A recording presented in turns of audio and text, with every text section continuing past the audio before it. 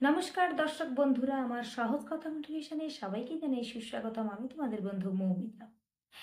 বেশ কিছুটা বালির সঙ্গে কিছুটা চিনি মিশিয়ে দিয়ে যদি সেটা আমাদেরকে আলাদা করতে বলা হয়, তবে সেটা আমাদের কাছে অসম্ভব হয়ে দাঁড়ায়। কিন্তু এই অসম্ভব কাজটাও একটা ক্ষুদ্র পিঁপড়ে সম্ভব করে দিতে পারে।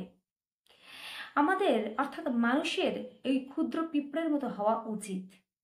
সমাজে এমন অনেক ঘটনা ঘটে চলেছে যেটা আমাদের মানতে কষ্ট হয়। দেখতে না চাইলেও চোখের সামনে চলে আসে, শুনতে না চাইলেও কানের কাছে বেজে ওঠে।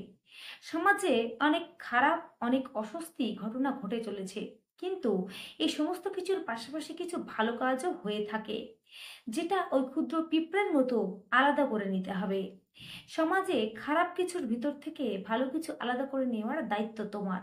তো আজকের ভিডিওটা এই পর্যন্ত। ফিরে আসছি নতুন কোনো ভিডিও নিয়ে। ততক্ষণ নিজের খেয়াল রাখো, সুস্থ থাকো আর ভালো থাকো। নমস্কার।